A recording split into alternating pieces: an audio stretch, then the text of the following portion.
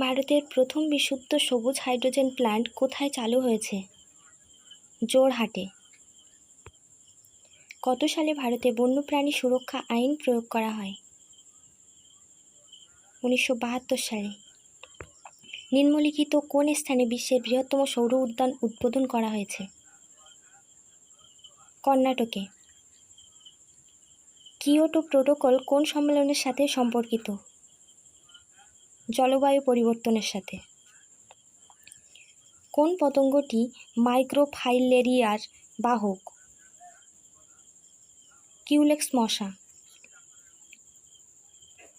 কোন বিদ্যুৎ কেন্দ্র পৃথিবীর মাধ্যাকর্ষণ শক্তির ওপর ভিত্তি করে কাজ করে? জলবিদ্যুৎ। বাস্তুতন্ত্র বা ইকোসিস্টেম শব্দটি প্রথম কে প্রবর্তন করেন?